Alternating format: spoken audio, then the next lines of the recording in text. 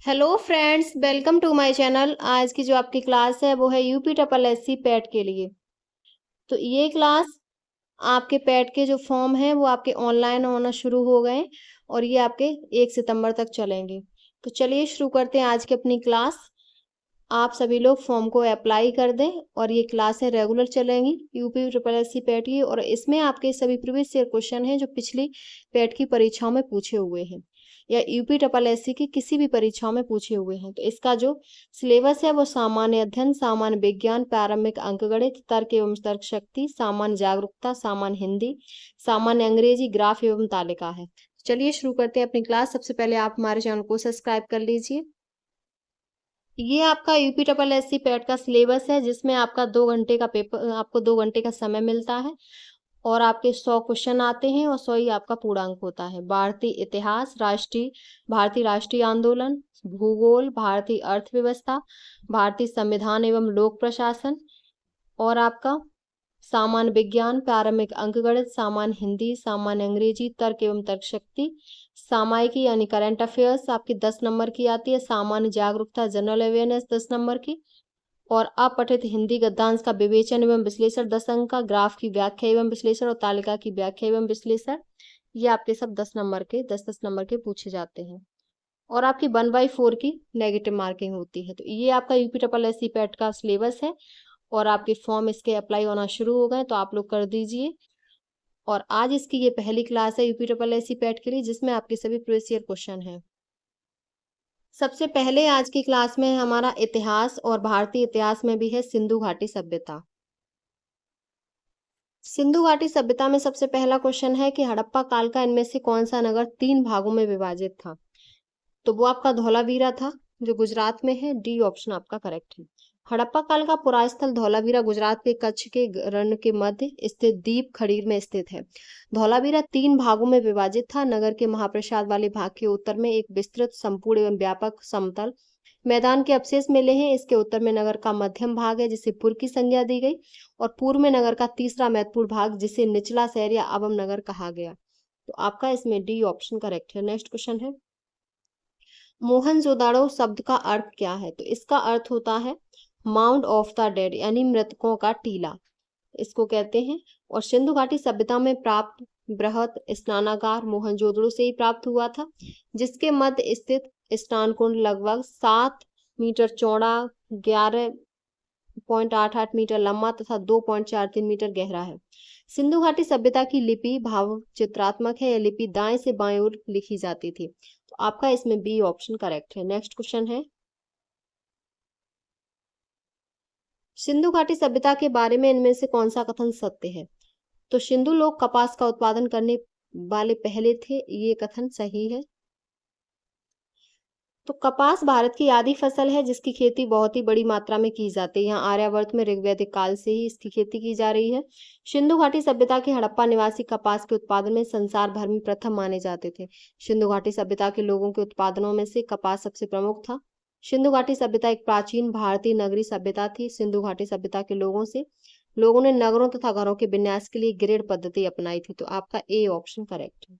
Next question है हड़प्पा सभ्यता के एक हिस्से लोथल की खुदाई की खोज किसने की थी। तो ये एस.आर. राव ने की थी।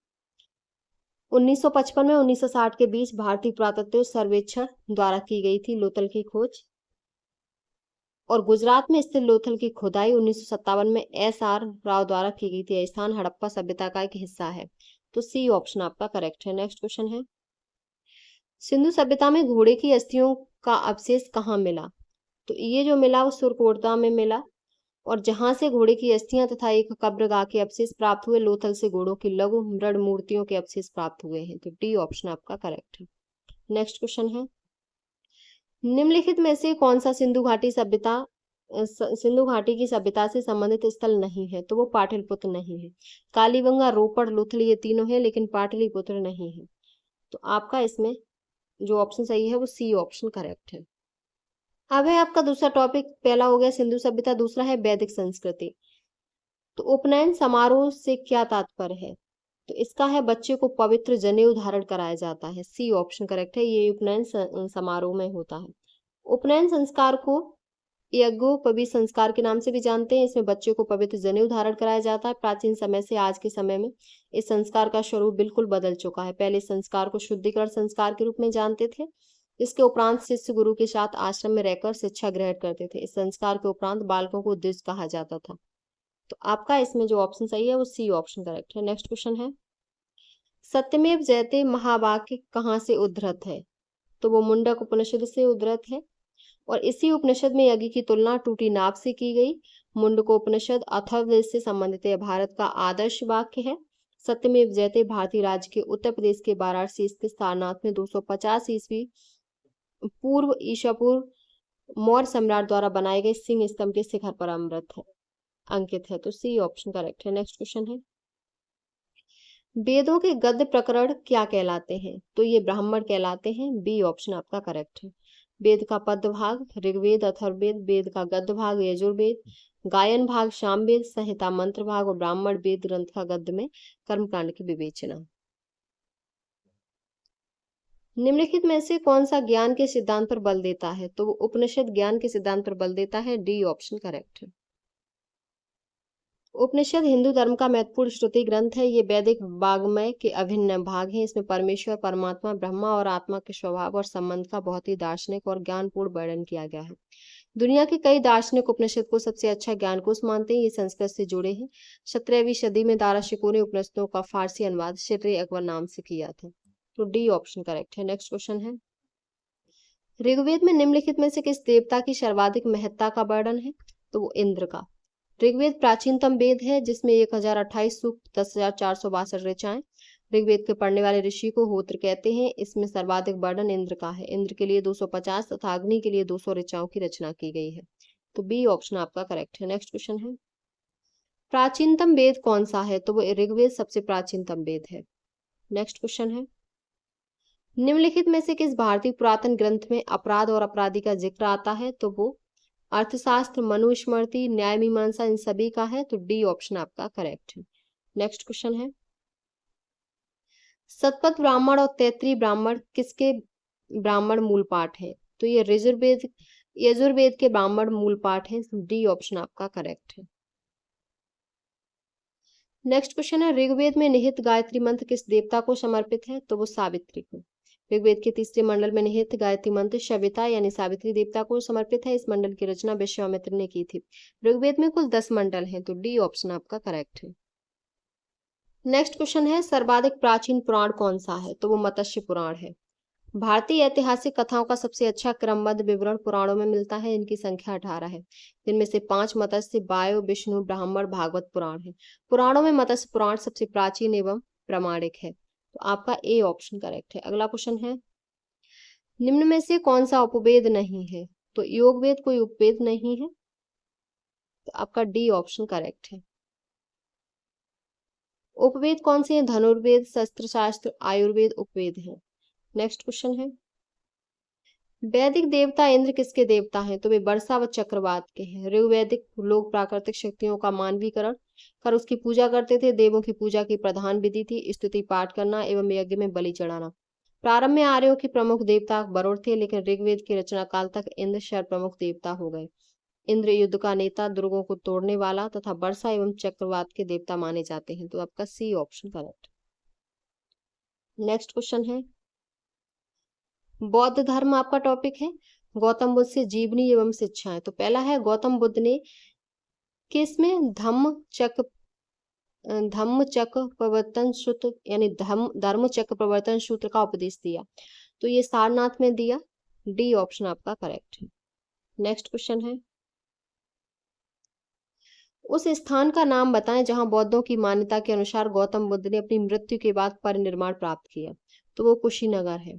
बौद्ध धर्म के प्रवर्तक महात्मा बुद्ध की मृत्यु 80 वर्ष की अवस्था में 487 ईसा पूर्व में कुशीनारा में चुन द्वारा अर्पित भोजन करने के बाद हो गई, जिससे बौद्ध धर्म में महापरिनिर्वाण कहा जाता है। तो बी ऑप्शन करेक्ट है। नेक्स्ट क्वेश्चन है, पाली में बौद्ध ग्रंथों को आमतौर पर त्रिपिटक यानी 3 फोल्ड वॉस्टिक कहा जाता है। इनमें से कौन सा त्रिपिटकों में से नहीं है? तो अभिधम पिटक, शुद्ध पिटक, विनय पिटक, ये तीनों हैं, लेकिन उपशाखा पिटक नहीं है। बुद्ध ने कोई पुस्तक नहीं लिखी थी, इनके उपदेश मौखिक ही होते थे। बुद्ध की मृत्यु के बाद उनके शिष्यों ने बुद्ध के उपदेशों का संग्रह त्रिपिटक में किया। इनकी रचना पाली भाषा में की गई। त्रिपिटक में शुद्ध पिटक धर्म संबंधी बातों की चर्चा, अभिधम्म पिटक में दार्शनिक विचारों का संकलन और विनय पिटक में नीति संबंधी बातों का उल्लेख किया गया। तो आपका सी ऑप्शन करेक्ट है कि उपसा का पिटक कुछ नहीं होता। नेक्स्ट क्वेश्चन है, त्रिपिटक निम्नलिखित में से किससे संबंधित है? तो ये बौद्धों से संबंधित है। बी ऑप्शन आपका करेक्ट है। नेक्स्ट क्वेश्चन है, भगवान बुद्ध की 200 फीट ऊंची कांस्य प्रतिमा स्थापित करने का निर्णय लिया गया। तो ये कुशीनगर में लिया गया और ये कांस्य प्रतिमा उनके परिनिर्माण स्थल कुशीनगर में स्थापित करने का निर्णय लिया गया। आपका इसमें जो ऑप्शन सही है वो ए ऑप्शन करेक्ट है। नेक्स्ट क्वेश्चन है, बुद्ध को महापरिनिर्वाण कहाँ प्राप्त हुआ? तो ये कुशीनगर में प्राप्त हुआ। जन्म कहाँ हुआ? तो लुम्बिनी नेपाल में हुआ। अगला है गृह त्याग, ये राजगृह, ज्ञान प्राप्ति बोध गया में और मृत्यु कुशीनगर में। नेक्स्ट क्वेश्चन है, किस स्मारक से गौतम बुद्ध ने दुनिया के लिए बौद्ध धर्म के अपने दिव्य ज्ञान का प्रचार किया था? तो वो महाबोधि मंदिर समूह के लिए। इसका निर्माण 3वीं शताब्दी में सम्राट अशोक ने करवाया था। वर्तमान मंदिर 5वीं या 6वीं शताब्दी में बनवाई गई थी। यहीं पर गौतम बुद्ध को वैशाख पूर्णिमा के दिन बट वृक्ष के नीचे निरंजना नदी के तट पर ज्ञान की प्राप्ति हुई और वे बुद्ध कहलाए। बुद्ध बनने के पश्चात सर्वप्रथम तपशु और भल्लिक नामक 2 बंजारों को बोध गया में ही बौद्ध धर्म में दीक्षित किया और बौद्ध धर्म का प्रचार किया। महाबोधि मंदिर समूह को वर्ष 2002 में यूनेस्को द्वारा विश्व विरासत सूची में शामिल किया गया। तो बी ऑप्शन करेक्ट है। नेक्स्ट क्वेश्चन है, ज्ञान प्राप्त करने के बाद गौतम को किस रूप में जाने लगा? तो ये बुद्ध के रूप में। गौतम बुद्ध का जन्म लुम्बिनी में 563 ईसा पूर्व में हुआ था। गौतम बुद्ध ने बिहार के बोधगया में महाबोधि वृक्ष के नीचे कई वर्षों तक कठिन तपस्या की तथा कठोर साधना कर ज्ञान की प्राप्ति की। ज्ञान प्राप्त करने के बाद सिद्धार्थ को गौतम से बुद्ध के रूप में जाना जाने लगा। तो बी ऑप्शन करेक्ट है। नेक्स्ट क्वेश्चन है, बोधगया एक महत्वपूर्ण बौद्ध तीर्थ केंद्र क्यों है? तो ये क्योंकि गौतम बुद्ध ने यह ज्ञान प्राप्त किया था इसीलिए है। बी ऑप्शन आपका करेक्ट है। अगला क्वेश्चन है, बुद्ध ने अपना पहला उपदेश कहाँ दिया था? तो ये सारनाथ में दिया था और इन्होंने पहला धर्म उपदेश सारनाथ में दिया जिसे बौद्ध ग्रंथों में धर्म चक्र प्रवर्तन कहा जाता है। तो बी ऑप्शन करेक्ट है। नेक्स्ट क्वेश्चन है, बौद्धों के लिए उत्तर प्रदेश में स्थित सारनाथ क्यों महत्वपूर्ण है? तो ज्ञान प्राप्त करने के बाद भगवान बुद्ध ने सारनाथ में अपना पहला उपदेश दिया इसीलिए महत्वपूर्ण है। डी ऑप्शन आपका करेक्ट है। नेक्स्ट है आपका टॉपिक जैन धर्म महावीर स्वामी से संबंधित जीवन एवं शिक्षाएं। पहले था बौद्ध धर्म गौतम बुद्ध से, अब जैन धर्म है महावीर जीवन एवं महावीर से संबंधित जीवन एवं शिक्षाएं। पहला है मनुष्य जीवन का सर्वोत्तम ध्येय है कैवल्य जिसका अर्थ है। तो दूसरा ये है इसका जो है इच्छाओं पर विजय प्राप्त करना। सी ऑप्शन करेक्ट है। ये क्वेश्चन आपके पहले कहीं ना कहीं किसी पेपर में यूपीएससी द्वारा पूछे हुए हैं। नेक्स्ट क्वेश्चन है कि 24वें तीर्थंकर या अंतिम तीर्थंकर थे? तो वो महावीर स्वामी थे। 24वें तीर्थंकर या अंतिम महावीर स्वामी से पहले 23वें तीर्थंकर जैन धर्म में ऋषभदेव थे प्रथम, और महावीर स्वामी ज्ञान प्राप्ति के बाद महावीर कहलाए। इसका अर्थ होता है कि अपनी साधना में अतुल्य पराक्रम दिखाना। और 23वें जो तीर्थंकर थे वो पार्श्वनाथ थे। आपका इसमें जो ऑप्शन सही है वो सी ऑप्शन करेक्ट है। नेक्स्ट क्वेश्चन है, पहले जैन तीर्थंकर कौन थे? तो वो ऋषभदेव थे। बी ऑप्शन आपका करेक्ट है। ऋषभदेव जैन धर्म के प्रथम तीर्थंकर थे। जैन धर्म में कुल 24 तीर्थंकर हुए जिनमें सबसे पहले ऋषभदेव, दूसरे अजितनाथ, 22वें अरिष्टनेमी, 23वें पार्श्वनाथ और 24वें महावीर स्वामी। ऋषभदेव एवं अरिष्टनेमी का उल्लेख ऋग्वेद में तथा अजितनाथ का उल्लेख यजुर्वेद में इस धर्म के महात्माओं की उपाधि तीर्थंकर है। तो बी ऑप्शन आपका करेक्ट है। अगला क्वेश्चन है, जैन धर्म में 3 रत्न यानी त्रिरत्न दिए जाते हैं और उन्हें निर्वाण का मार्ग कहा जाता है। वे वाक्य हैं, तो वे सही विश्वास, सही ज्ञान और सही आचरण है। डी ऑप्शन आपका करेक्ट है। नेक्स्ट है आपका जो टॉपिक वो है मौर्य वंश सम्राट अशोक से संबंधित। तो इसमें क्वेश्चन है कि अशोक का सिंह चतुर्मुख स्तंभ शीर्ष किस में एक स्तंभ पर था? तो वो सारनाथ में एक स्तंभ पर था। डी ऑप्शन करेक्ट है। अशोक का सिंह चतुर्मुख स्तंभ शीर्ष सारनाथ से लिया गया। इस स्तंभ में 4 सिंह पीठ से पीठ सटाए खड़े हैं। इसे ही भारत सरकार ने राष्ट्रीय चिन्ह के रूप में स्वीकार किया है। डी ऑप्शन करेक्ट है। नेक्स्ट क्वेश्चन है, अशोक के प्रधान शिलालेख में सबसे बड़ा शिलालेख कौन सा है? तो 13वां शिलालेख है, जिसके अशोक के शासन के 8वें वर्ष होने वाले कलिंग युद्ध का वर्णन मिलता है। तो सी ऑप्शन आपका करेक्ट है। अगला क्वेश्चन है, अशोक के आक्रमण के दौरान कलिंग की राजधानी कौन सी थी? तक्षशिला, पाटलिपुत्र, उज्जैन और तोशले। तो तोशल थी। अशोक के आक्रमण के दौरान कलिंग की राजधानी तोशिल थी। अशोक ने अपने राज्याभिषेक के 8 वर्ष बाद अर्थात 9वें वर्ष 261 ईसा पूर्व में कलिंग की विजय की। इसका उल्लेख 13वें शिलालेख में मिलता है। इसी युद्ध के बाद अशोक ने धम्म विजय की नीति अपनाई। तो आपका इसमें जो ऑप्शन सही है वो डी ऑप्शन करेक्ट है, तोशिल। नेक्स्ट क्वेश्चन है, देवनाम प्रिय नाम किसे दिया गया था? तो ये चंद्रगुप्त मौर्य को दिया गया था। डी ऑप्शन करेक्ट है। अशोक को उसके अभिलेखों में देवनाम प्रिय संबोधित किया गया। भाब्रू अभिलेख में अशोक को प्रियदर्शी, जबकि मास्की में बुद्ध शाक्य कहा गया।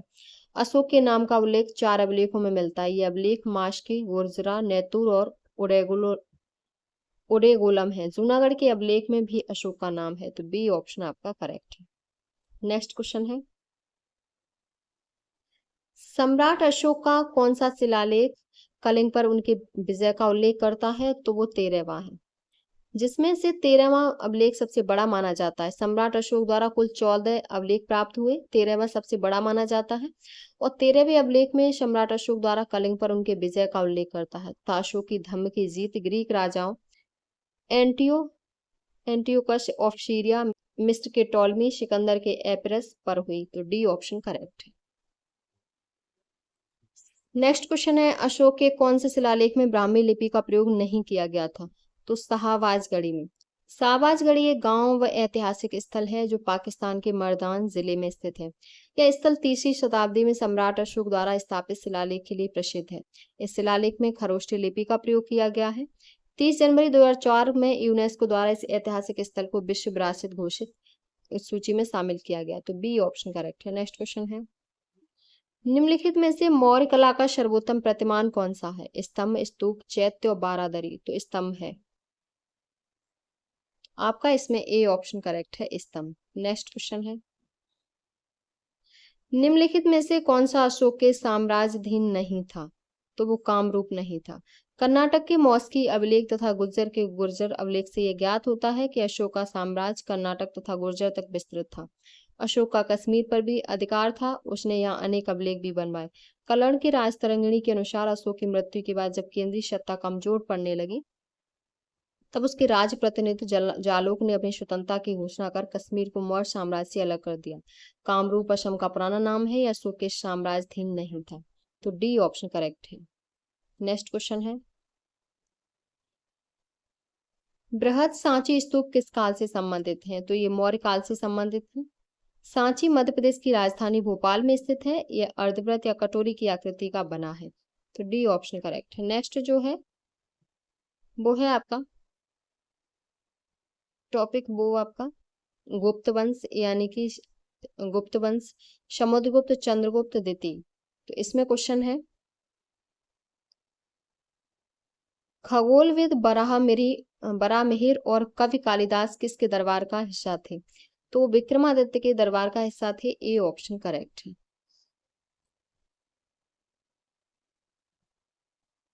खगोलवेद बराहमिहिर कवि कालिदास चंद्रगुप्त द्वितीय के शासनकाल के प्रमुख कवि थे। समुद्रगुप्त का उत्तराधिकारी चंद्रगुप्त द्वितीय था। चंद्रगुप्त द्वितीय का अन्य नाम देवगुप्त, देवराज, देवश्री तथा उपाधियां विक्रमांक, विक्रमादित्य, परम भागवत। चंद्रगुप्त के दरबार में 9 विद्वानों की मंडी निवास करती थी। कालिदास, धनवंतरी, छपड़क, अमर सिंह, शंकु, बेताल, भट्ट, घटकरपड़ और बराहमिहिर और बड़रुचि। तो ए ऑप्शन करेक्ट है। नेक्स्ट क्वेश्चन है, विक्रम संवत प्रारंभ हुआ? तो ये 57 ईसा पूर्व में हुआ। ए ऑप्शन आपका करेक्ट। अगला है आपका हर्षवर्धन का शासनकाल। नेक्स्ट टॉपिक, इसमें क्वेश्चन है कि हर्षवर्धन ने 5 इंडीज को अपने नियंत्रण में लिया। इनमें से कौन सी 5 इंडीज थी? तो वो पंजाब, कन्नौज, बंगाल, बिहार और उड़ीसा को अपने नियंत्रण में लिया। आपका बी ऑप्शन करेक्ट है। नेक्स्ट क्वेश्चन है, वह स्थल जहां हर्षवर्धन ने बौद्ध महासम्मेलन का आयोजन किया था? तो वो प्रयाग था। बी ऑप्शन आपका करेक्ट है। नेक्स्ट क्वेश्चन है, कन्नौज कन्नौज से पूर्व हर्षवर्धन कहाँ का शासक था? कौशाम्बी, कुशीनगर, श्रावस्ती, थानेश्वर। तो थानेश्वर का था। हर्षवर्धन अंतिम हिंदू सम्राट था जिसने समस्त उत्तरी भारत पर राज्य किया। हर्षवर्धन 606 ईस्वी में थानेश्वर के सिंहासन पर बैठा तथा बाद में कन्नौज को अपनी राजधानी बनाया। तो D option correct. Next topic Rajput काल। इसमें क्वेश्चन है कि 12वीं शताब्दी के आरंभ में दिल्ली पर किसका शासन था? तोमर वंश, खिलजी, सैयद और तुगलक। तो इसमें ऑप्शन सही है, तोमर वंश का था। अनंगपाल दिल्ली के तोमर वंश के संस्थापक थे। प्रतिहारों और चौहानों की भांति तोमर भी विदेशी थे। तो आपका ए ऑप्शन करेक्ट है। नेक्स्ट क्वेश्चन है, जयचंद के विश्वासघात के कारण पृथ्वीराज चौहान की पराजय हुई। कालांतर में जयचंद कहाँ और कब मारा गया? तो जयचंद चंदावर के युद्ध में 1193 में मारा गया, जिसमें जयचंद की हार हुई। और ये युद्ध चंदावर का मोहम्मद गौरी और कन्नौज के राजा जयचंद के बीच लड़ा गया था। तो बी ऑप्शन करेक्ट है। नेक्स्ट क्वेश्चन है, निम्न में से कौन से वंश ने भारत के दक्षिण भाग पर शासन नहीं किया? तो राजपूतों ने नहीं किया, चेर, पांड्या, चोला ने किया, लेकिन राजपूत ने नहीं किया। सी ऑप्शन करेक्ट है। नेक्स्ट क्वेश्चन है, पाल साम्राज्य भारत के किस हिस्से से संबंधित? पश्चिमी, पूर्वी, दक्षिणी, उत्तरी। तो पाल साम्राज्य पूर्वी हिस्से से संबंधित थे। पाल साम्राज्य मध्यकालीन भारत का एक महत्वपूर्ण राजवंश था जो कि 750 से 1174 ईस्वी तक चला। इस साम्राज्य की स्थापना गोपाल ने की थी। इस वंश की राजधानी मुंगेर थी। पाल वंश का सबसे महान शासक धर्मपाल था जिसने विक्रमशिला विश्वविद्यालय की स्थापना की थी। तो बी ऑप्शन आपका करेक्ट है। नेक्स्ट क्वेश्चन है, पाल वंश का पहला शासक कौन था? तो वो गोपाल था। पाल वंश का संस्थापक गोपाल था। यह एक योग्य और कुशल शासक था। गोपाल ने 750 से 770 ईस्वी तक शासन किया। उसने ओदंतपुरी अर्थात वर्तमान बिहार शरीफ में एक मठ और विश्वविद्यालय का निर्माण कराया। तो सी ऑप्शन करेक्ट है। नेक्स्ट है आपका सल्तनत काल। इसमें क्वेश्चन है कि लौह और रक्त की नीति किसने अपनाई? तो ये बलबन ने अपनाई। ए ऑप्शन आपका करेक्ट है।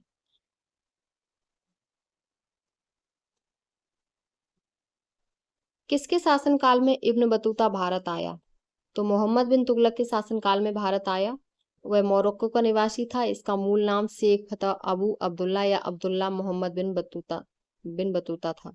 मोहम्मद तुगलक ने उसे दिल्ली का काजी नियुक्त किया। 1342 ईस्वी में मोहम्मद तुगलक अपना राजदूत बनाकर चीन भेजा था। इसने अपना यात्रा वृतांत को रहला में लिपिबद्ध किया है। बी ऑप्शन करेक्ट है। नेक्स्ट क्वेश्चन है, भारत पर तैमूर ने किस वर्ष आक्रमण किया था? तो 1398 में किया। और तुगलक वंश के अंतिम शासक नासिरुद्दीन महमूद के शासनकाल में 1398 ईस्वी में मंगोल आक्रमणकारी तैमूर ने भारत पर आक्रमण किया। तो डी ऑप्शन आपका करेक्ट है। नेक्स्ट क्वेश्चन है, किस शासक ने भारत में तुगलक वंश की नींव रखी? तो ये गयासुद्दीन तुगलक ने रखी। आपका बी ऑप्शन करेक्ट है। नेक्स्ट क्वेश्चन है, दिल्ली के अलाउद्दीन खिलजी के शासनकाल की अवधि क्या थी? तो ये 1296 से 1316 थी। और उसका साम्राज्य अफगानिस्तान से लेकर उत्तर मध्य भारत तक फैला था। अलाउद्दीन खिलजी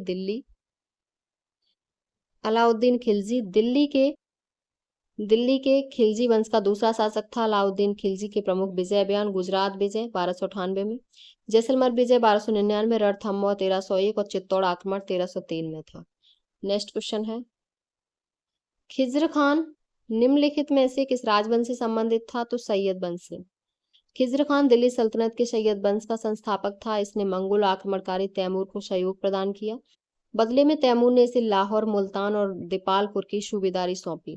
खिज्र खान ने सुल्तान की उपाधि धारण नहीं की बल्कि वह रैयत आला की उपाधि से संतुष्ट रहा। तो सी ऑप्शन करेक्ट है। नेक्स्ट क्वेश्चन है, अमीर खुसरो जिन्हें कव्वाली का पिता एवं भारत का तोता भी कहा जाता, किसके दरबार में दरबारी कवि थे? तो अलाउद्दीन खिलजी के। अमीर खुसरो ने 8 सुल्तानों का काल देखा लेकिन वे अलाउद्दीन के दरबारी कवि थे। अमीर खुसरो मुस्लिम कवि थे परंतु हिंदी के शब्दों का खुलकर प्रयोग करते थे। इन्होंने हिंदी, हिंदवी और फारसी को एक साथ किया और खड़ी बोली को जन्म दिया। इन्होंने काव्यात्मक शैलियों में हिंदी का प्रयोग किया और फारसी की एक नई शैली की रचना की जो सबक ए हिंदी अर्थात हिंदुस्तानी शैली के नाम से प्रसिद्ध हुई। इन्हें तोतिया ए हिंद या भारत का तोता, तुर्कल्ला जैसी उपाधि दी गई। तो आपका डी ऑप्शन करेक्ट है। नेक्स्ट क्वेश्चन है, भारत में सिकंदर लोदी का शासनकाल कब से कब तक था? तो 1489 से 1517 तक था। आपका इसमें सी ऑप्शन करेक्ट है। सिकंदर लोदी बहलोल लोदी का पुत्र एवं उत्तराधिकारी था। इसका मूल नाम निजाम खां और ये 17 जुलाई 1489 को सुल्तान सिकंदर शाह की उपाधि से दिल्ली के सिंहासन पर बैठा। वह स्वर्णकार हिंदू मां की संतान था।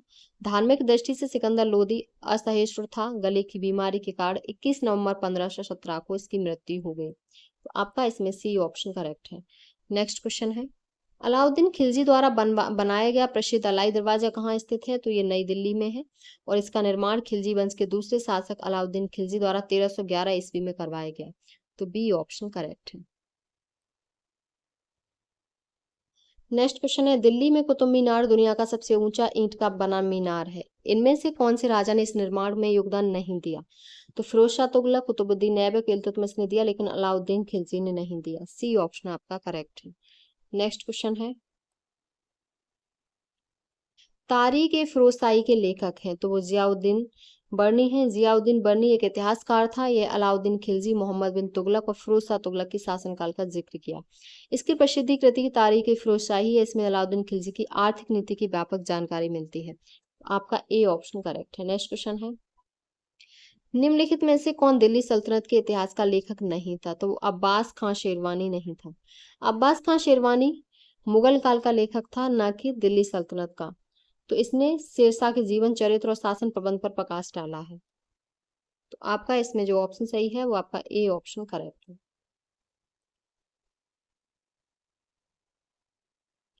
नेक्स्ट क्वेश्चन है कि निम्न में से किस शासक की मृत्यु उसके पुस्तकालय की सीढ़ियों से गिरकर हुई थी? तो वो हुमायूं की हुई थी। डी ऑप्शन करेक्ट है।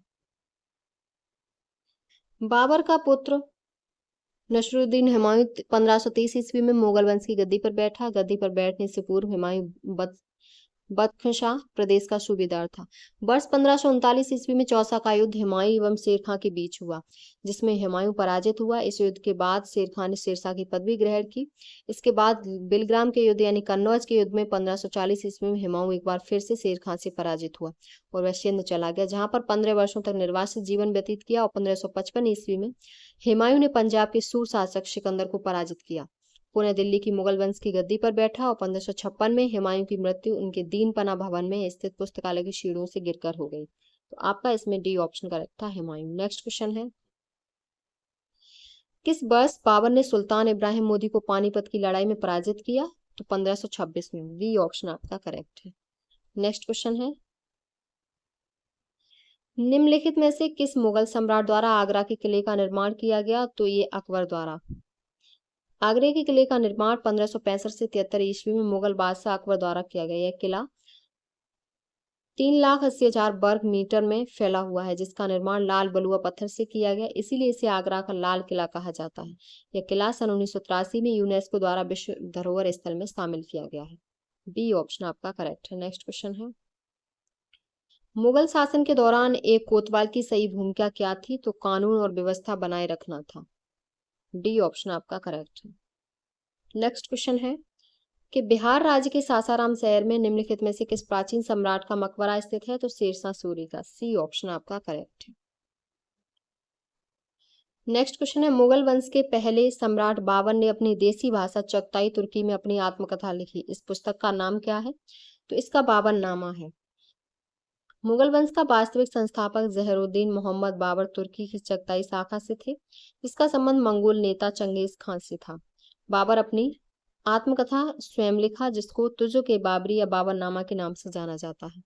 तो बी ऑप्शन करेक्ट है। नेक्स्ट क्वेश्चन है, भारत में जहांगीर का शासनकाल क्या था? तो 1605 से 1627 ईस्वी था। ए ऑप्शन आपका करेक्ट। नेक्स्ट क्वेश्चन है, वह कौन सा स्थान है जहां अंतिम मुगल सम्राट बहादुर शाह जफर की मृत्यु हुई? तो रंगून था। उसे हर्षण ने रंगून निर्वासित किया और 1862 में जाफर की मृत्यु हो गई। तो ए ऑप्शन आपका करेक्ट है। नेक्स्ट क्वेश्चन है, पहला कठपुतली मुगल सम्राट कौन था? तो कठपुतली जहांदार शाह था। बहादुर शाह की मृत्यु के बाद उसके पुत्रों जहांदार शाह, अजीम उस्मान, रफी उस्मान और जहान शाह में हुए उत्तराधिकारी युद्ध में जहांदार शाह ने जुल्फकार खां के सहयोग से सत्ता प्राप्त की। 51 वर्ष की आयु में जहांदार शाह 29 मार्च 1712 ईस्वी को मुगल राज सिंहासन पर बैठा। जुल्फकार खां इसका प्रधानमंत्री नियुक्त किया गया। जहांदार शाह जुल्फकार खां के हाथों का कठपुतली बनकर रह गया। तो ए ऑप्शन आपका करेक्ट है। नेक्स्ट क्वेश्चन है कि विश्व प्रसिद्ध मोर सिंहासन का निर्माण और उसकी लाल किले में स्थापना निम्न में से किस मुगल शासक ने की थी? विश्व प्रसिद्ध मोर सिंहासन का निर्माण और उसकी लाल किले में स्थापना निम्न में से किस मुगल शासक ने की? तो शाहजहां ने। विश्व प्रसिद्ध मयूर सिंहासन का निर्माण शाहजहां ने करवाया था। पहले यह आगरे के किले में था, बाद में से दिल्ली के लाल किले में स्थापित किया गया, जिसे यहाँ से लूटकर नादिर शाह अपने देश ईरान ले गया। शाहजहां के शासनकाल को मुगल स्थापित कला का स्वर्णकाल भी कहा जाता है। शाहजहां के द्वारा बनाई गई प्रमुख इमारत में दिल्ली का लाल किला, दीवाने आम, दीवाने खास, दिल्ली की जामा मस्जिद, आगरे की मोती मस्जिद व ताजमहल है। तो आपका ए ऑप्शन करेक्ट है। नेक्स्ट क्वेश्चन है, अकबर के दरबार में प्रसिद्ध कवि थे, तो वो रहीम खान थे। रहीम खान अकबर के दरबार के प्रसिद्ध कवि थे। इनका जन्म 17 दिसंबर 1556 को हुआ। अकबर के दरबार में इनका महत्वपूर्ण स्थान था। रहीम अकबर के नवरत्नों में से एक थे। गुजरात के युद्ध में शौर्य प्रदर्शन के कारण अकबर ने इन्हें खान खाना की उपाधि दी थी। तो आपका इसमें सी ऑप्शन करेक्ट है। नेक्स्ट क्वेश्चन है, अकबर के नवरत्न के बारे में इनमें से कौन सा सही ढंग से मेल नहीं खाता? तो राजा मानसिंह व अकबर के वित्त मंत्री थे। ये सही से मेल नहीं खाता, क्योंकि राजा मानसिंह आमेर के राजा भारमल का पुत्र था। यह 14 नवंबर 1589 को आमेर की राजगद्दी पर बैठा। यह अकबर के नवरत्नों में से एक था। अकबर का मनसबदार था, न कि वित्त मंत्री। तो मुख्य सेनापति था और मनसबदार। मानसिंह को अकबर ने फर्जंद तथा राजा की उपाधि से सम्मानित किया था। तो बी ऑप्शन आपका करेक्ट। नेक्स्ट क्वेश्चन है, औरंगजेब किसका पुत्र था? औरंगजेब शाहजहां का पुत्र था। औरंगजेब का जन्म 1618 ईस्वी में गुजरात के दोहत नामक स्थान पर मुमताज के गर्भ से हुआ। इसके पिता का नाम शाहजहां था। इसने 1658 से 1707 ईस्वी तक मुगल साम्राज्य पर शासन किया। इसके शासनकाल में मुगल साम्राज्य अपने विस्तार में चरमोत्कर्ष पर पहुंचा था। तो डी ऑप्शन करेक्ट है। नेक्स्ट क्वेश्चन है, पानीपत का द्वितीय युद्ध किन के बीच लड़ा गया? तो ये अकबर और हेमू के बीच। बी ऑप्शन आपका करेक्ट है। नेक्स्ट क्वेश्चन है, इनमें से कौन सा मुगल बादशाह शराब को छूता तक नहीं था? तो औरंगजेब था, जो शराब को नहीं छूता था। वह सभी दुर्गुणों से मुक्त था तथा यति के जैसा जीवन व्यतीत करता था। खाने पीने, वेशभूषा और जीवन की अन्य सभी सुविधाओं से वह बेहद संयम बरतता था। तो डी ऑप्शन करेक्ट है। नेक्स्ट क्वेश्चन है, किस मुगल बादशाह ने इलाहाबाद को अपनी राजधानी बनाया? तो वो शाह आलम ने। आलमगीर द्वितीय के बाद अली गौहर शाह आलम द्वितीय की उपाधि धारण कर मुगल शासन की गद्दी पर बैठा और शाह आलम द्वितीय ने बंगाल शासक मीर कासिम तथा अवध के नवाब शुजा-उद-दौला के साथ मिलकर अंग्रेजों के विरुद्ध बक्सर के युद्ध में भाग लिया और बक्सर के युद्ध में ऐतिहासिक पराजय के बाद अंग्रेजों ने शाह आलम के साथ इलाहाबाद की संधि की, जिसके द्वारा शाह आलम को इलाहाबाद तथा कड़ा का क्षेत्र मिला और शाह आलम ने इलाहाबाद को अपनी राजधानी बनाया। तो बी ऑप्शन करेक्ट है। ये आपके क्वेश्चन कंप्लीट हो गए मुगल काल के टॉपिक तक। इसमें आपके सिंधु सभ्यता, वैदिक सभ्यता, जैन धर्म, बौद्ध धर्म, ये सब टॉपिक आपके कंप्लीट हो गए। जो इनसे संबंधित जो आपकी पिछली परीक्षाओं में यूपी ट्रिपल एससी ने जो क्वेश्चन पूछे हैं वो सभी क्वेश्चन थे इसमें। ये क्लास आपकी यूपी ट्रिपल एससी पैट के लिए इम्पोर्टेंट है। अगर आपको हमारी क्लास पसंद आई हो तो प्लीज चैनल को like, subscribe, share and comment करें।